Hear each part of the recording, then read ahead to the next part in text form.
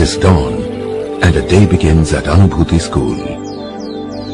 As the cool air rustles the leaves of the trees, the early birds are up and about, all ready to greet the new day. Before we go and see what our flock is doing, we need to go back a couple of years to this very spot to meet Mr. Bhavarlal Jain, the founder.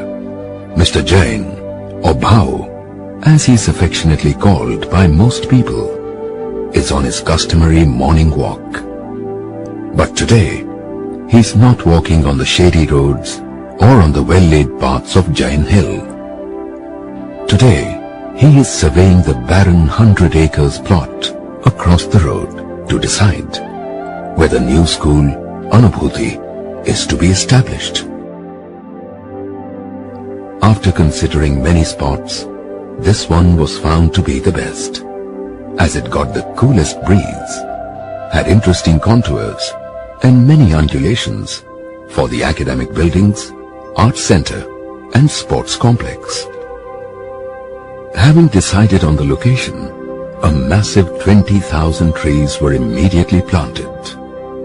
And even before the plans were approved, foundation laid, or the building work started, more than a year later, sturdy young trees were already up, happily nodding their heads in the breeze. So it is with everything that Bhau plans. The environment comes first and takes precedence over everything. Very soon, amidst those growing trees and a further lot planted later, the buildings come up one by one. Each one was located such that it would provide maximum protection from the heat. All the structures were also designed to further insulate the spaces within, using composite stone and brick walls and wide protective verandas. We will now walk through the Anubhuti complex. But before that, let us tell you a little about the concept and the mission of the school. Anubhuti School is not run on a commercial basis. The annual fees are considerably lower than comparable schools, considering the quality of the facilities offered. The only patrons for the entire infrastructure are Jain Irrigation and Kantabai Bhavarlal Jain family. It is one of the numerous endeavors through which they wish to return their debt to society and to Mother Earth. Their stated mission is leave this world better than you found it. The school is designed to work with an Indian cultural compass and provides an environment conducive for the learners to be creative, sensitive, capable, equanimous and responsible entrepreneurs with a global outlook. It is committed to Indian culture and family values, to excellence and creativity, to the spirit of mutual dependence and cooperation, to hard work, the environment, conservation and non-violence.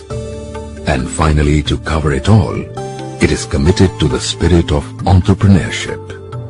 This spirit is symbolized by the farmer who through his life keeps struggling with infinite variables, which are most often beyond human comprehension. He is therefore known as the very foundation of civilization. As we enter the main gate, we see the security and administrative staff.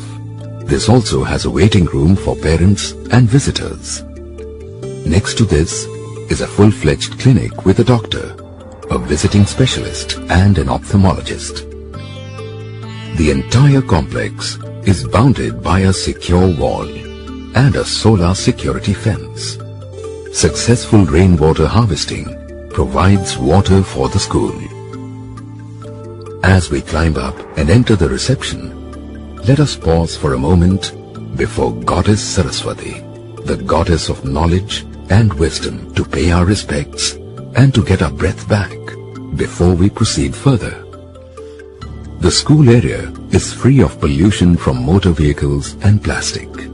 It uses a solar-powered cart for transport when necessary. On the right of the entrance, we have the Arts and Crafts Center, which has facilities for painting and drawing, sculptures and pottery, computer graphics, craft, weaving, batik, carpentry and woodwork.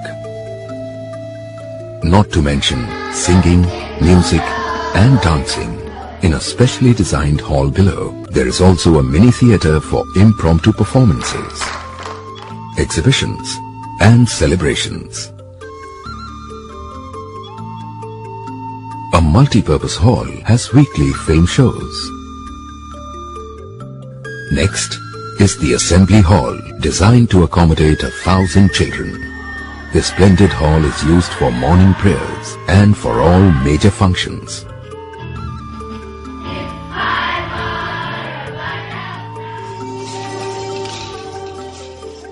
Just below is a spectacular open-air amphitheatre where we plan to stage many live performances. We are now back at the entrance pavilion and go left past the administrative wing, which has the staff rooms. The chairman of the governing council, Dr. Shailesh Shirali's room, and the founder, Mr. Bhavarlal Jain's room. Adjacent to this wing are the classrooms, all bright and airy, where students and teachers practice and participate in modern teaching methods. Anubhuti has teachers drawn from various parts of the country. They have rich educational background and a passion for education.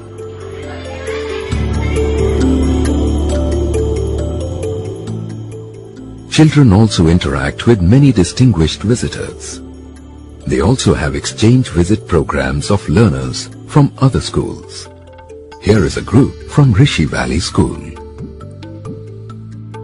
As we move further down the path, we come to the laboratories. Physics, chemistry, computer, and language. All have the latest equipment in place. The bell, and time for some lunch. The children enjoy a hearty breakfast, a mid-morning snack, a wholesome lunch at 12:30, a mid-afternoon snack and delicious dinner at 7:30 in the evening. All meals are strictly vegetarian, well-balanced and cooked scientifically, using eco-friendly solar energy and biogas. Children help themselves to food and rinse their plates after each meal before putting it into the dishwasher to help in the washing up. To the left of the dining hall is Home Sweet Home for boys, and to the right is for the girls.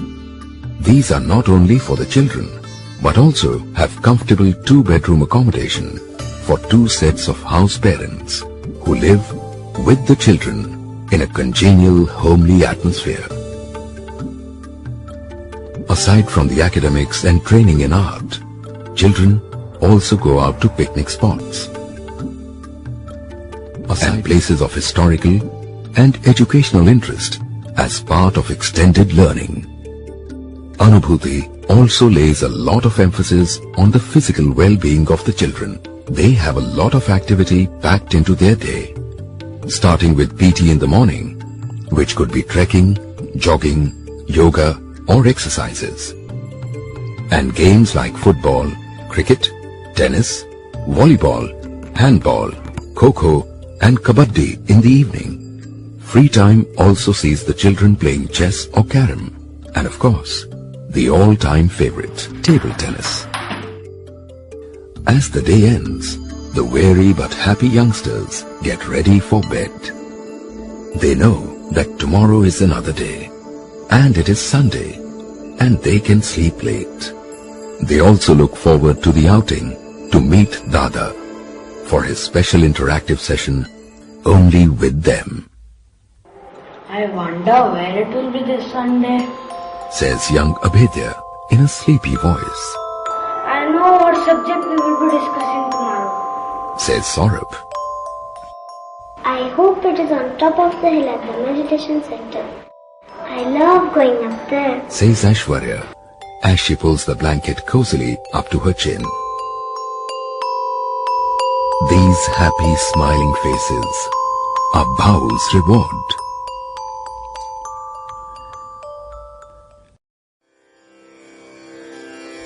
Anubhuti School, Jalgaon, a unique school based on Indian cultural heritage and a global vision.